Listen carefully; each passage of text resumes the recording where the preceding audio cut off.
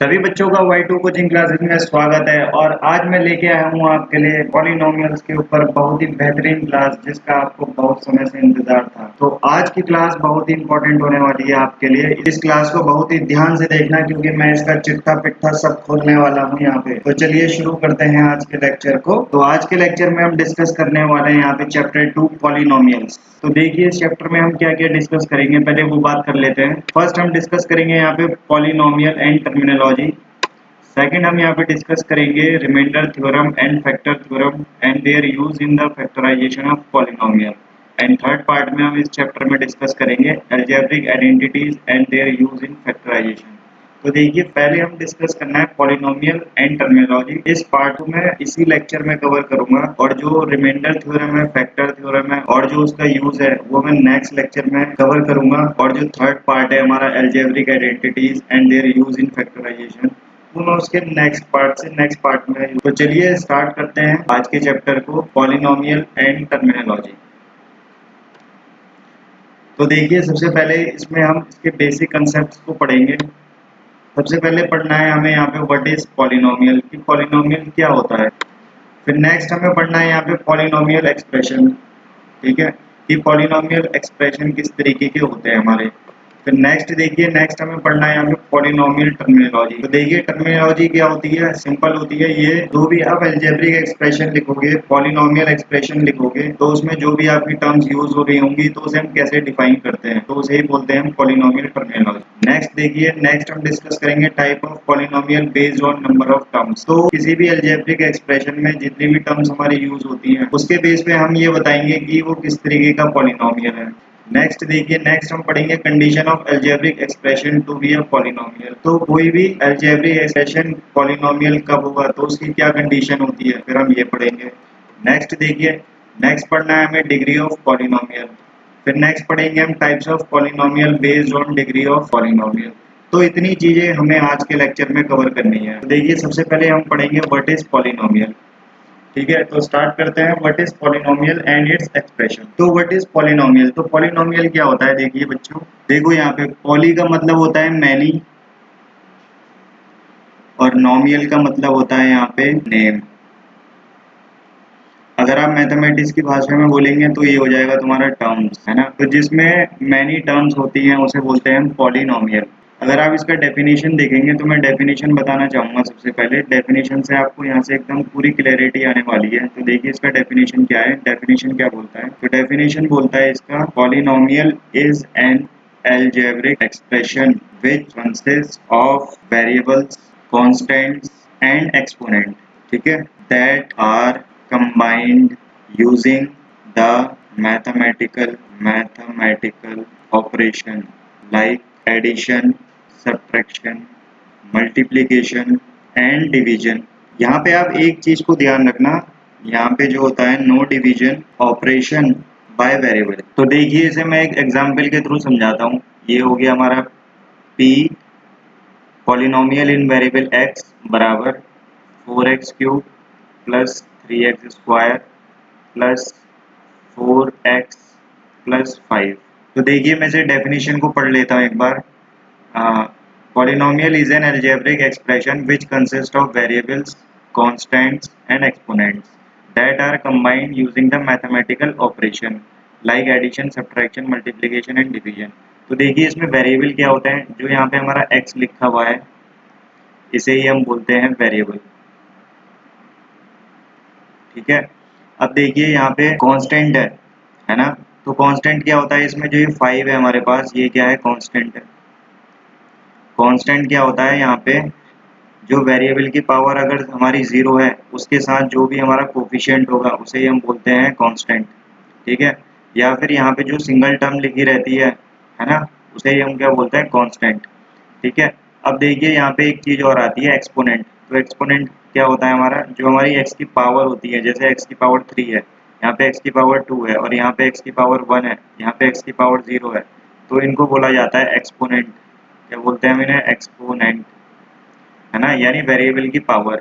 अब देखिए एक चीज और आती है हमारे पास, उसे बोलते हैं कोफिशिएंट, है ना। तो यहाँ पे जो 4 लिखा हुआ है और यहाँ पे जो 3 लिखा है, यहाँ पे जो 4 लिखा है और यहाँ पे जो, ठीक है, इन्हें बोलते हैं हम कोफिशिएंट।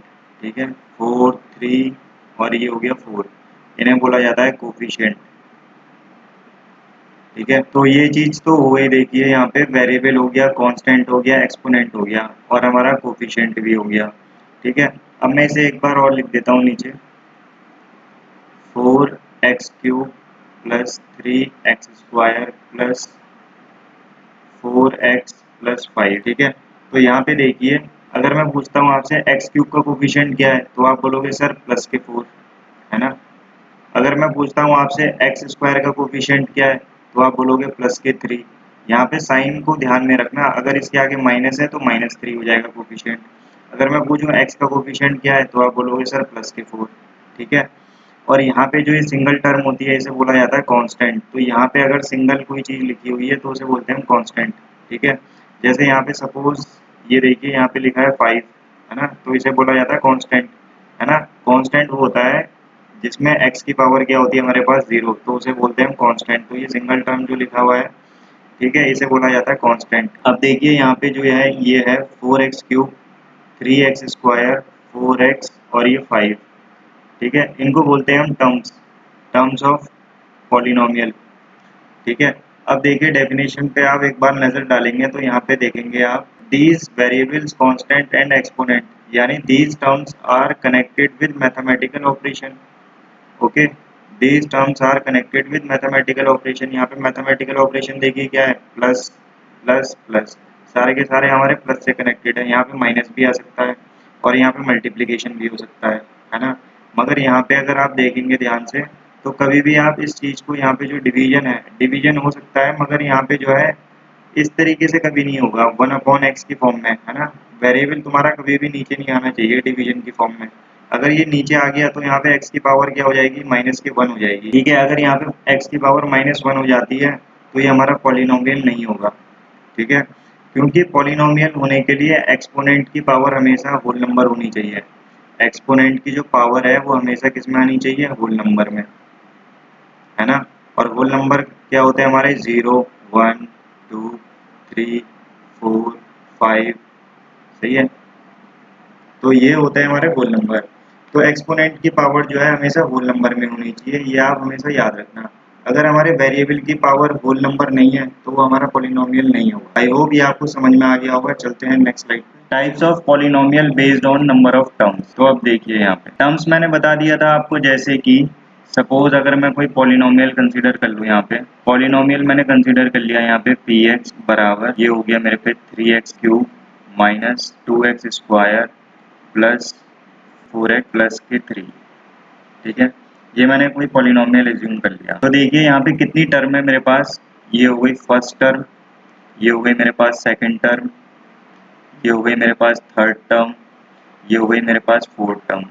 तो इस पॉलिनोमियल में कितनी टर्म्स हैं, 4 टर्म्स है, 4 टर्म्स, है ना। अब देखिए अगर मेरे पास पॉलिनोमियल सपोज करता हूँ ये है 3x, 3 क्या है यहाँ पे, x का कोफिशिएंट है और x क्या है यहाँ पे, वेरिएबल है। ठीक है, तो यहाँ पे देखिए मेरे पास सिर्फ एक ही टर्म है ना, तो मैं बोलूँगा इसको मोनोमियल, मोनोमियल, है ना। मोनो का मतलब हो गया सिंगल और मियल का मतलब हो गया टर्म। तो इसमें कितनी टर्म है, सिंगल टर्म है। अगर मैं इसे कंसीडर कर लेता हूँ सपोज 3x² प्लस के 1, सॉरी 3x प्लस 1, तो ये क्या हो गया, इसे बोलते हैं हम बाइनोमियल। सिंपल, क्या बोलते हैं, बाइनोमियल। अब देखिए एक और मैं कंसीडर कर दूं यहाँ पे, ये 3x² प्लस 4x प्लस 1, इसको क्या बोलेंगे हम, यहाँ देखिए कितनी टर्म है, 1, 2, 3, तो इसे बोलते हैं हम ट्राइनोमियल, है ना। आई होप आपको ये समझ में आया होगा। एक चीज़ मैं और डिस्कस करना चाहूँगा यहाँ पे, मैंने पिछले स्लाइड में आपको कोफिशिएंट बताया था। तो देखिए यहाँ पे सपोज ये हो गया मेरे पे 3x³ माइनस 2x² माइनस के 4x माइनस के 1, ये मैंने कोई भी पॉलिनोमियल कंसीडर कर लिया। ठीक है, अगर मैं आपसे बोलूं कि यहाँ पे कोफिशिएंट बताइए कि x³ का कोफिशिएंट क्या है, तो बोलोगे सर आप x³ का कोफिशिएंट हो गया 3। सिमिलरली अगर मैं आपसे पूछूं x² का कोफिशिएंट क्या है, ठीक है, अगर आप बोलते हो कि सर x² का कोफिशिएंट है 2, तो आप यहाँ पे गलत हो जाते हो। आपको बोलना है यहाँ पे सर एक्स स्क्वायर का कोफिशिएंट मेरे पास है यहाँ पे -2। अगर मैं आपसे पूछता हूँ कि एक्स का कोफिशिएंट क्या है, तो आपको बोलना पड़ेगा सर एक्स का कोफिशिएंट हो गया -4। ठीक है। वैसे ही अगर मैं आपसे पूछूं कि एक्स नॉट का कोफिशिएंट क्या है, तो आप बोलोगे सर एक्स नॉट का कोफिशिएंट हो गया -1। तो बात समझ में आई? तो अगर मैं इसको स्टैंडर्ड फॉर्म, इसका एक स्टैंडर्ड फॉर्म होगा ना, तभी तो मैंने यहाँ पे देखो इसको -2 बोला, -4 बोला, -1 बोला। तो अगर आप थोड़ा सा इसे स्टैंडर्ड फॉर्म में लिखोगे तो इस तरीके से लिखना पड़ेगा आपको, 3x³ ये हो जाएगा प्लस के -2 एक्स स्क्वायर प्लस -4 एक्स, और ये हो जाएगा प्लस -1 एक्स नॉट, है ना, ये कांस्टेंट है। तो अब देखिए यहाँ पे इसको मैंने लिख दिया है कि स्टैंडर्ड फॉर्म में, यानी सब जो है मैंने प्लस में लिख दिया। अब यहाँ पे देखो अगर मैं इस कांस्टेंट को बोलता हूँ, सपोज इस कांस्टेंट को बोल दिया मैंने A3, है ना, इसको बोल दिया मैंने A2, और इस कांस्टेंट को बोल दिया मैंने A1, और इस कांस्टेंट को बोल दिया मैंने A0, है ना। बात समझ में आई? तो देखिए यहाँ पे जो कांस्टेंट है वो कोई भी रियल वैल्यूज को होल्ड कर सकता है, ये आपको मैंने बता दिया पहले। अब देखिए अगर आप इसे जनरल फॉर्म में लिखना चाहें, जनरल फॉर्म में, तो आप इसे कैसे लिखेंगे? तो देखिए मैं इसकी जनरल फॉर्म लिख के दिखा रहा हूँ आपको कि जनरल फॉर्म के लिए ये हमारा पॉलिनोमियल किस तरीके से लिखा जाएगा। तो देखिए यहाँ पे इसकी जनरल फॉर्म को देख लीजिए। अब आप जनरल फॉर्म लिखने जा रहा हूँ मैं यहाँ पे, जनरल फॉर्म, सही है, पी एक्स यानी पॉलिनोमियल इन एक्स, है ना। अब देखिए यहाँ पे A3 है, इसका अगर मैं लिखता हूँ जनरल फॉर्म, तो मैं यहाँ पे लिखूंगा an x की पावर n, है ना, प्लस an-1 x की पावर n-1, ठीक है, प्लस an-2 x की power n-2, plus an-3 x की पावर n-3, है ना। तो इस पॉलिनोमियल को हम इस तरीके से लिख सकते हैं, ये हो गई इसकी जनरल फॉर्म। अब देख लीजिए यहाँ पे इसे कंपेयर कर लीजिए। सपोज अगर मैं यहाँ पे n की वैल्यू 3 लिखता हूँ, है ना, n की वैल्यू 3 लेता हूँ, तो देखिए यहाँ पे कंपेयर कीजिए, ये हो गया 3 और an मेरा A3 हो गया, तो A3 की वैल्यू क्या हो गई 3। अब देखिए इसके बाद जो आता है वो आएगा हमारा प्लस, ठीक है, इसको याद रखना, ये क्या है हमारा प्लस है। अब देखिए यहाँ पे x की पावर क्या है n-1, माने जो पावर है यहाँ पे डिक्रीज हो रही है ना, 1 से डिक्रीज हो रही है। तो ऊपर देखिए 3 से यहाँ पे क्या हो रही है 2 हो रही है, तो यहाँ पे अगर n है तो यहाँ पे पावर क्या हो जाएगी मेरी n-1। फिर पावर देखिए फिर डिक्रीज हो रही है, यहाँ से 2 से क्या हो रही है हमारी पावर 1 हो रही है यहाँ पे। तो यहाँ पे भी देखिए n-1 से अगर आप एक कम करोगे तो पावर डिक्रीज होगी, दोबारा n-2 हो जाएगी।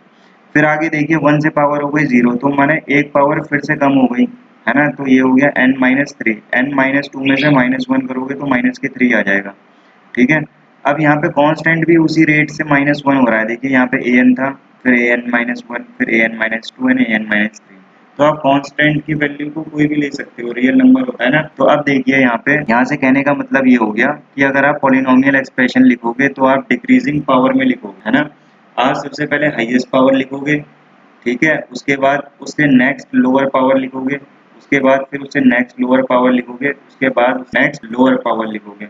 तो ये तो हो गया इसके रिप्रेजेंटेशन करने का तरीका, ठीक है। तो यहाँ पे मैंने आपको कम्प्लीटली एक्सप्लेन कर दिया है कि पॉलिनोमियल क्या होता है, टाइप्स ऑफ पॉलिनोमियल क्या होता है, टर्म्स क्या होती हैं, और इसे जनरल फॉर्म में कैसे लिखा जाता है, ठीक है। तो चलते हैं नेक्स्ट स्लाइड पे। नेक्स्ट स्लाइड में हम देखेंगे यहाँ पे condition of algebraic expression to be polynomial.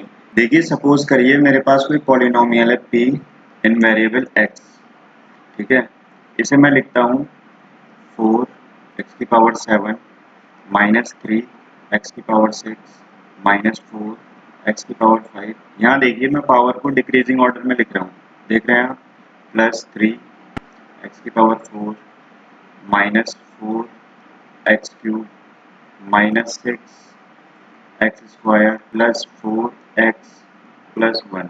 तो देखिए हमारे पास कोई पॉलिनोमियल है, ठीक है। तो यहाँ पे इसकी कंडीशन ये होती है कि जो भी हमारी पावर्स हैं यहाँ पे, यानी एक्सपोनेंट है ना, जो हमारा एक्सपोनेंट है वो क्या होना चाहिए, होल नंबर होना चाहिए। Exponent should be whole number, ठीक है, यानी होल नंबर होते हैं हमारे 0, 1, 2, 3 अप टू इन्फिनिटी, है ना। चेक कर लेते हैं यहाँ पे कि हमारा एक्सप्रेशन जो है पॉलिनोमियल है या नहीं है। तो यहाँ पे पावर देखिए 7 हो गई, 6 हो गई, 5 हो गई, 4 हो गई, 3 हो गई, 2 हो गई, यहाँ पे 1 हो गई, यहाँ 0। तो यहाँ पे देखिए एक्स वेरिएबल की पावर क्या है, होल नंबर है, तो ये हमारा अलजेब्रिक एक्सप्रेशन पॉलिनोमियल होगा। ठीक है, इसे आप एक और एग्जांपल से समझिए। सपोज मेरे पास कोई पॉलिनोमियल है p। अब मेरे पास देखिए यहाँ पे वेरिएबल y है, मैं y वेरिएबल सपोज कर रहा हूँ। तो y में इक्वेशन को लिखूंगा मैं, तो 4 upon y square plus 3 upon y plus के 1। तो आप मुझे बताइए कि ये पॉलिनोमियल होगा या नहीं होगा। तो देखिए कंडीशन क्या है हमारे पास, कंडीशन ये होती है कि एक्सपोनेंट हमारा क्या होना चाहिए, होल नंबर होना चाहिए। तो देख लेते हैं यहाँ पे, पहले आप इसको इस तरीके से लिख दीजिए, 4 वाई की पावर -2, ये हो जाएगा 3 वाई की पावर -1 प्लस के 1। अब देखिए यहाँ पे पावर जो है हमारी वो क्या है, -2 है, यहाँ पे क्या है, -1 है, यहाँ पे तो कांस्टेंट है, यहाँ तो ठीक है, मगर यहाँ देखिए पावर हमारी क्या हो रही है, निगेटिव में आ रही है। अगर पावर हमारी निगेटिव में आ रही है यानी एक्सपोनेंट हमारा निगेटिव है, तो ये होल नंबर नहीं होगा। सही है, कंडीशन सिंपल सी है कि हमारा जो एक्सपोनेंट है वो हमारा होल नंबर होना चाहिए। तो देखिए मैंने स्टार्टिंग में डेफिनेशन में बताया था कि y वेरिएबल से कभी भी डिवीजन नहीं होगा। देखिए यहाँ पे तो मैंने ये चीज़ इसीलिए बताई थी कि अगर आप y वेरिएबल से डिवीजन करोगे तो इसकी जो पावर है वो नेगेटिव आ जाएगी, है ना। और नेगेटिव पावर प्रेजेंट है तो गिवन एक्सप्रेशन हमारा पॉलिनोमियल नहीं होगा। तो ये चीज़ मैंने इसीलिए स्टार्टिंग में बताई थी कि आप y वेरिएबल से कभी डिवाइड नहीं करेंगे। ठीक है, एक और एग्जाम्पल से समझ लेते हैं इसको। सपोज मेरे पास एग्जाम्पल है पी एक्स बराबर 4 अपॉन एक्स -5। अब देखिए इसको ऐसे लिख दीजिए, 4 एक्स की पावर क्या लिख सकता हूँ, -1, ये ऊपर जाके -1 हो जाएगा बराबर -5। अब फिर से देखिए एक्सपोनेंट हमारा क्या हो रहा है, यहाँ पे नेगेटिव हो रहा है। अब ये नेगेटिव हो रहा है तो ये पॉलिनोमियल नहीं होगा, है ना, क्योंकि एक्सपोनेंट हमारा 0 होना चाहिए और 0 से ग्रेटर होना चाहिए। तो कंडीशन सेटिस्फाई नहीं हो रही तो गिवन एक्सप्रेशन हमारा पॉलिनोमियल नहीं होगा। अब देखिए एक लास्ट एग्जांपल और देख लीजिए इसका, पी एक्स बराबर अगर मैं लिखता हूँ √x प्लस के 2। ठीक है, तो ये बताइए कि ये एक्सप्रेशन हमारा पॉलिनोमियल होगा या नहीं होगा। तो देखिए इसको ऐसे लिख दीजिए, x की पावर हाफ लिख सकता हूँ क्योंकि ये √x है, और ये हो गया प्लस के 2। तो देखिए यहाँ पे भी जो इसकी पावर है वो किस फॉर्म में है, ये है हमारी रेशनल फॉर्म में, इसे बोलते हैं रेशनल फॉर्म, है ना, रेशनल नंबर, जो कि क्या फॉर्म होती है इसकी, p अपॉन क्यू। ठीक है, तो आप मुझे ये बताइए कि ये पॉलिनोमियल होगा या नहीं होगा। आप बोलोगे सर ये पॉलिनोमियल नहीं होगा, क्योंकि मुझे पता है कि जो पावर है वो हमेशा होल नंबर में होनी चाहिए, यानी 0 होनी चाहिए या तो 0 से बड़ी होनी चाहिए, मगर होल नंबर में ही आएगी, लाइक 0, 1, 2, 3। अगर इस तरीके से पावर होगी तो ही हमारा अलजेब्रिक एक्सप्रेशन पॉलिनोमियल होगा। तो ये हो गया पूरा इसका कंडीशन के बारे में कि इसकी कंडीशन क्या होनी चाहिए, और ये मैंने इसके एग्जाम्पल बता दिए हैं। आई होप आपको इन एग्जाम्पल से ये कंडीशन समझ में आई होगी। चलते हैं नेक्स्ट स्लाइड पर, degree of polynomial and it's type. तो देखिए डिग्री में हम देखेंगे डिग्री क्या होती है किसी भी पॉलिनोमियल की। तो मैं बताता हूँ आपको डिग्री क्या होती है। तो देखिए डिग्री क्या होती है पॉलिनोमियल की। पहले मैं एक्सप्रेशन लिख देता हूँ, पॉलिनोमियल एक्सप्रेशन। मान लो मेरे पे पॉलिनोमियल एक्सप्रेशन है 6x square minus 2x plus के 1। ठीक है, अब देखो यहाँ पे जो डिग्री होती है वो कोई भी अलजेब्रिक एक्सप्रेशन है यहाँ पे अगर लिखा हुआ, ठीक है, तो आप यहाँ पे चेक करेंगे कि x की जो मैक्सिमम पावर होगी उसे ही हम डिग्री बोलते हैं। सिंपल, किसी भी वेरिएबल की मैक्सिमम पावर को ही हम डिग्री बोलते हैं। तो यहाँ पे देखिए x जो है हमारा यहाँ पे वेरिएबल है ना, तो इसकी मैक्सिमम पावर कितनी है, मैक्सिमम पावर यहाँ पे कितनी है इसकी 2, तो इसकी डिग्री कितनी हो गई यहाँ पे 2। सिंपल। अब देखिए अगर मैं कोई दूसरा एक्सप्रेशन लेता हूँ पी एक्स बराबर 6x माइनस 1। अगर मैं आपसे पूछता हूँ कि यहाँ पे इसकी डिग्री कितनी है, तो आप बोलोगे सर इसकी डिग्री तो है यहाँ पे 1। क्यों, चेक करके देख लो, यहाँ पे x की पावर क्या है यहाँ पे 1, और ये 1 कांस्टेंट है, इसकी पावर क्या है 0। तो आप बोलोगे सर यहाँ पे तो मैक्सिमम पावर मुझे वेरिएबल की 1 दिख रही है, तो इसकी डिग्री हो गई 1। अब आप दूसरा एग्जाम्पल ले लीजिए यहाँ पे x। ठीक है, तो ये सपोज हो गया 4x³ माइनस 3x माइनस 1। ठीक है, ये मैंने कोई भी अलजेब्रिक एक्सप्रेशन ले लिया। अब मैं पूछता हूँ आप इसकी डिग्री बताइए, तो आप बोलोगे सर इसकी डिग्री तो 3 है। क्यों भाई, क्योंकि यहाँ पे वेरिएबल की मैक्सिमम पावर कितनी है, 3 है। तो जहाँ भी आपको वेरिएबल की मैक्सिमम पावर मिलेगी आप सीधा बोल देंगे कि सर उसकी डिग्री वही है, ठीक है। तो अब देखिए इसके टाइप्स क्या हैं, टाइप्स पढ़ लेते हैं, यहाँ से आपको और क्लैरिटी मिलेगी थोड़ी सी। देखो सबसे पहले आता है कांस्टेंट पॉलिनोमियल। तो देखते हैं हम कांस्टेंट पॉलिनोमियल क्या होता है। सही है, यहाँ पे ऊपर लिख देते हैं हम डिग्री और यहाँ पे लिख देते हैं हम एग्जाम्पल। तो देखिए कांस्टेंट पॉलिनोमियल हमारा वो होता है जिसकी डिग्री क्या होती है, ज़ीरो। ठीक है, जिसकी डिग्री क्या होती है, ज़ीरो। जैसे कि मैं कोई भी नंबर लिख देता हूँ, मैंने लिख दिया 7, 8, -2, -3, -4। तो ये सारे क्या है, मेरे कांस्टेंट पॉलिनोमियल है। क्यों बोलोगे सर इनकी डिग्री क्या है, ज़ीरो। देख लो यहाँ पे 7, अगर आप 7 लिखते हो तो यहाँ पे आप यही तो देखोगे 7x 0 ऐसे लिख सकता हूँ, तो यहाँ पे डिग्री कितनी है x की, ज़ीरो। तो ये क्या हो गया मेरा कांस्टेंट पॉलिनोमियल। ठीक है, अब नेक्स्ट देखते हैं, नेक्स्ट है हमारा लीनियर पॉलिनोमियल। Linear polynomial. तो लीनियर पॉलिनोमियल वो होता है हमारा जिसकी डिग्री होती है 1। अब मैं इसका एग्जांपल बताता हूँ आपको। इसका एग्जांपल हो गया सपोज 2x + 1, है ना। अब मैं पूछता हूँ इसकी डिग्री कितनी है, तो आप बोलोगे सर इसकी डिग्री तो 1 है यहाँ पे क्योंकि x की मैक्सिमम पावर कितनी है, 1। तो ये इसका एग्जांपल हो गया, ठीक है। अब लीनियर के बाद तुम्हारा आता है क्वाड्रेटिक पॉलिनोमियल। तो क्वाड्रेटिक पॉलिनोमियल किसे बोलते हैं हम, आपको समझ में आ गया होगा कि इसकी डिग्री क्या होने वाली है, 2। यानी जो भी मेरा अलजेब्रिक एक्सप्रेशन होगा या पॉलिनोमियल होगा उसकी मैक्सिमम पावर में मैं कितनी दिखाने वाला हूँ, यहाँ पे 2। तो ये मैंने जो है ऊपर एग्जांपल लिया था, देखिए 6x² - 2x + 1, है ना। तो ये क्या है हमारा, ये हो गया हमारा क्वाड्रेटिक पॉलिनोमियल। ठीक है, क्वाड्रेटिक पॉलिनोमियल के बाद आता है हमारे पास क्यूबिक पॉलिनोमियल। ठीक है, क्यूबिक पॉलिनोमियल समझ गए होंगे, इसकी डिग्री कितनी होगी, 3। और इसका एग्जांपल मैं बता चुका हूँ ऑलरेडी, ये हो गया 4x³ - 3x - 1, है ना। क्योंकि इसकी डिग्री कितनी है, यहाँ पे डिग्री हो गई इसकी 3। सही है, क्योंकि यहाँ पे वेरिएबल की मैक्सिमम पावर कितनी है, 3। देखिए उसके बाद आता है हम पे क्वार्टिक पॉलिनोमियल। क्या आता है, क्वार्टिक पॉलिनोमियल। तो क्वार्टिक पॉलिनोमियल वो होगा जिसकी डिग्री मैक्सिमम 4 होगी। एग्जांपल के तौर पे ले लो आप, जैसे 4x4 माइनस के 3x और यहाँ पे ले लो माइनस के 2। तो यहाँ पे देखो इस एक्सप्रेशन में x की जो मैक्सिमम पावर है वो कितनी है, 4। तो इसकी डिग्री कितनी हो गई, 4। तो इस तरीके के एक्सप्रेशन को बोलते हैं हम क्वार्टिक पॉलिनोमियल।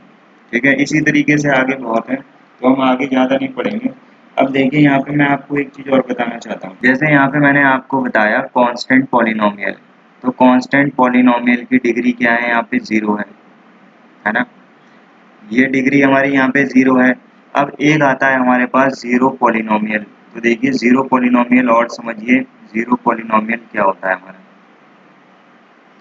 सही है, अगर देखिए कोई भी कांस्टेंट लिखा है 1 2 3 4 5 6 7 8 या फिर -4 -3 -2 -3, तो वो सब क्या होता है हमारे कांस्टेंट पॉलिनोमियल। अगर हमारा पॉलिनोमियल में कांस्टेंट की वैल्यू 0 हो जाती है ना, कांस्टेंट की वैल्यू 0 हो जाती है, तो उसी को बोलते हैं हम ज़ीरो पॉलिनोमियल। ठीक है, जैसे यहाँ पे हमारे पास 7 था, 8 था, -2 था, -3। इसके आगे हमने देखो यहाँ पे 7 के आगे लिखा है x की पावर 0। ठीक है, ये जो पॉलिनोमियल है ये तो हो गया कांस्टेंट पॉलिनोमियल। अगर यहाँ पे देखिए 7x0 इस तरीके से है ना। यहाँ पे एक चीज ध्यान रखना कि ऊपर जो कांस्टेंट पॉलिनोमियल है यहाँ पे जो कांस्टेंट है वो कभी भी 0 नहीं हो सकता, कभी भी 0 नहीं आएगा यहाँ पे, ये याद, इन दोनों में डिफरेंस याद रखना हमेशा। यहाँ पे कांस्टेंट कभी भी 0 नहीं आना चाहिए। अगर यहाँ पे 0 आ जाता है तो वो ज़ीरो पॉलिनोमियल हो जाता है।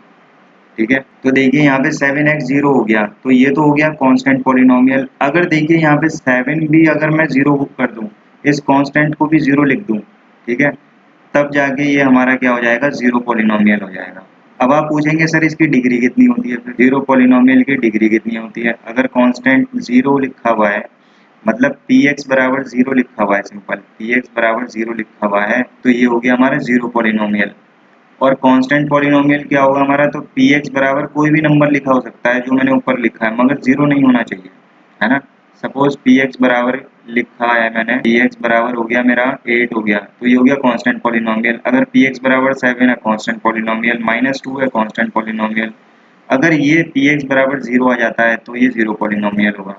ठीक है। अगर आप पूछोगे सर इसकी डिग्री कितनी है, तो डिग्री होती है इसकी नॉन डिफाइंड। खत्म। तो आज के लेक्चर में इतना ही। आई होप आपको लेक्चर बहुत पसंद आया होगा। अगर आप चाहते हैं मैं इसी तरीके से आपके लिए लेक्चर लेके आता रहूं, तो वीडियो को लाइक कीजिए, चैनल को सब्सक्राइब कीजिए। हम मिलते हैं नेक्स्ट क्लास में। नेक्स्ट क्लास में हम डिस्कस करेंगे एक्सरसाइज 2.1। तब तक के लिए थैंक यू, बाय बाय।